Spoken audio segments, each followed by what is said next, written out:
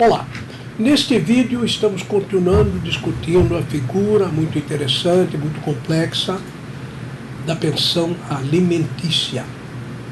Pensão alimentícia é um valor pago por determinada pessoa no âmbito de um processo judicial ou de uma escritura, lavra em cartório, e é pago por essa pessoa para um beneficiário ou para vários beneficiários. Essa situação normalmente ocorre na separação de casal, e assim, divórcio, etc. Muito bem. Um aspecto interessante que a gente nunca pode se esquecer é o seguinte: uma pessoa paga a pensão alimentícia, outra pessoa ou outras pessoas recebem a pensão alimentícia. Muito bem. Para quem paga, dentro de determinadas circunstâncias, o valor pago é dedutível para efeito do cálculo do imposto de renda, no caso mensal ou na declaração anual. E para quem recebe? Bom, para quem recebe, seja uma ou mais pessoas, o valor é tributável. Então nós não nos podemos esquecer nunca. Para quem paga é dedutível. E aí ele pode deduzir. Como diz a lei, pode ser deduzido. Se ele não quiser, ele renuncia a esse direito. Mas para quem recebe é tributável. E aí não tem o verbo poder, mas tem o verbo dever. Quem recebe é tributável, tem que declarar. Se vai pagar imposto ou não vai pagar imposto, depende das condições, mas o que é tributável, é tributável. Então, nós não podemos esquecer nunca essas duas questões. Dedutível para quem paga, e ele pode deduzir. Tributável para quem recebe, e ele deve tributar. Isso mesmo, mas na verdade, qual é o tratamento tributário aplicável à pensão alimentícia recebida mensalmente? O rendimento recebido a título de pensão, ele está sujeito ao recolhimento mensal, que é através do Carnê-Leão, né? E a tributação da declaração de ajuste anual. Lembrando que o contribuinte do imposto é o beneficiário da pensão, ainda que tenha sido paga a seu representante legal. Exatamente. E é bom lembrar o seguinte: a gente perguntaria, mas afinal, por que a tributação da pensão alimentícia é feita no Carnê-Leão? Bom, pelo seguinte: porque quem paga uma pensão alimentícia? Uma pessoa física.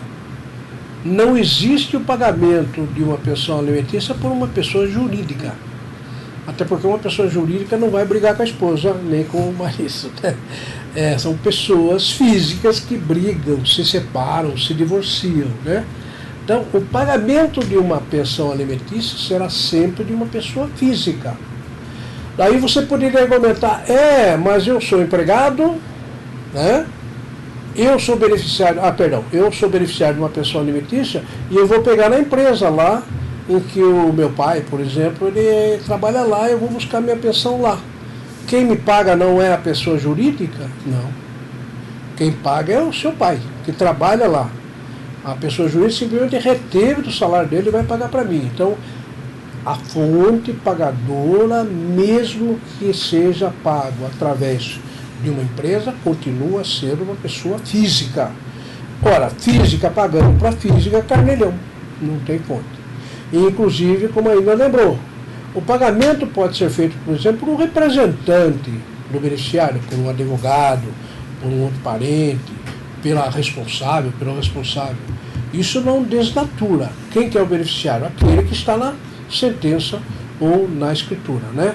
Então, sempre tributável pelo Carnê-Leão, porque uma pessoa física sempre estará pagando a pensão alimentícia para outra pessoa física.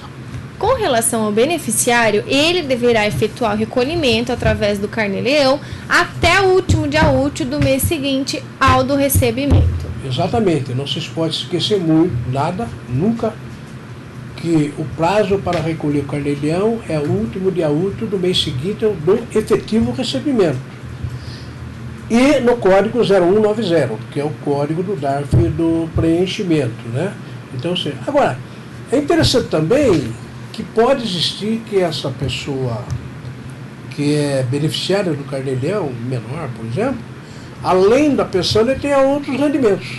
Por exemplo, o menor, que recebe uma pensão, ele tem uma casa que foi doada pelo avô, qualquer coisa, e essa casa está alugada. Então, você tem lá um rendimento de aluguel, recebido de uma pessoa física. Então, esse menor, ele recebe a pensão do pai e recebe o aluguel do imóvel que está alugado. O carnê-leão, nessa hipótese, como é que vai ser feito? Ele deverá ser feito em conjunto, poderá ser feito em conjunto. Junta tudo, né? Faz um cálculo só, vai na tabela, né? Junta tudo, né? Junta a pensão mais o aluguel, vai na tabela, vê quanto é e depois faz o recolhimento. É assim que funciona lá no 0190. Muito bem, mas este é a obrigação de tributar pelo carnê-leão, porque é uma pessoa física recebendo um rendimento tributável de outra pessoa física. E na declaração?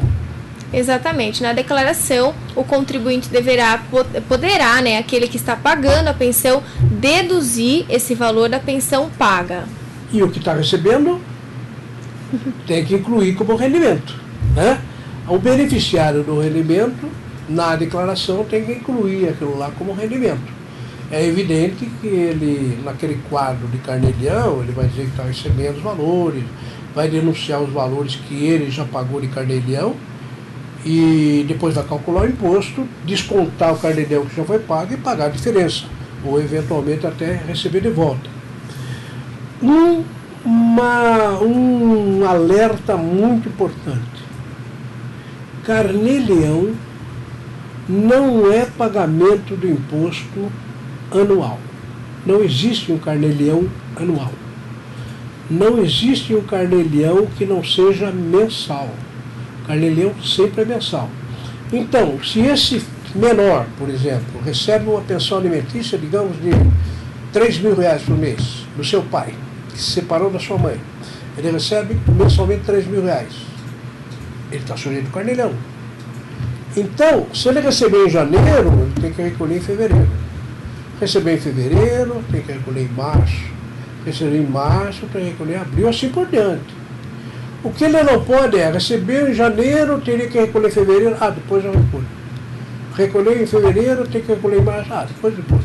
Aí quando chega, que vai fazer a declaração agora, que é a declaração desse ano, 30 de abril, né? Quando chega na declaração, ele vai lá e inclui como rendimento e não põe nada de carnê-leão. Não pode fazer isso, porque daí tem multa. O valor não recolhido de carnê-leão, a Receita cobra uma multa pelo valor não recolhido. Então, o que o beneficiário dessa pensão de R$3.000 terá que fazer? Bom, ele terá que calcular, se ele não fez, antes de apresentar a declaração, né, agora, no meio de março, abril, ele calcula tudo, faz um DARF para janeiro, faz um DARF para fevereiro, faz um DARF, vai no se calcula os juros e multa e recolhe 12 DARFs. Antes de apresentar a declaração. Já na declaração ele coloca tudo lá e coloca os códigos 0190 que foram recolhidos. A destempo, fora do prazo, mas recolhidos e com as multas e os juros correspondentes. Então, isto é uma regra de ouro. Carnê-leão não é imposto de renda que se paga na declaração. Não é imposto de renda que se paga anual.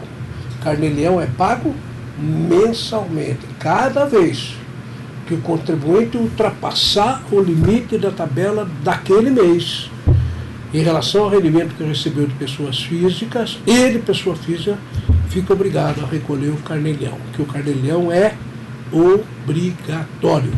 Lembrando que o beneficiário deverá recolher o carnê-leão até o último dia útil do mês seguinte ao do recebimento da pensão alimentícia. Bom, então, portanto, existem duas possibilidades. Se o contribuinte, né, no caso do beneficiário, né, ele informar em sua declaração de ajuste, um dependente que receba pensão alimentícia deve incluir tais rendimentos como tributáveis, assim como aquele que está pagando a pensão alimentícia, ele deverá informar o valor pago da pensão para que ele possa deduzi-la.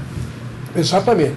É um detalhe muito importante. Se este beneficiário for dependente de alguém, é evidente que ele vai propiciar ao titular lá para deduzir o valor dependente, né, tem um limite, que é 2.063,64, para deduzir despesas médicas que o titular pagou, né, mas tem que declarar essa pensão alimentícia que aquele beneficiário acabou recebendo do seu pai aí, que esteve sujeito ao carnê-leão. Se ultrapassou o limite, ou se não esteve, ele vai entrar sem nenhum pagamento anterior e vai se juntar ao rendimento do titular.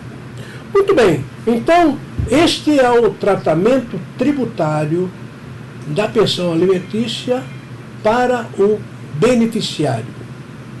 Obrigado.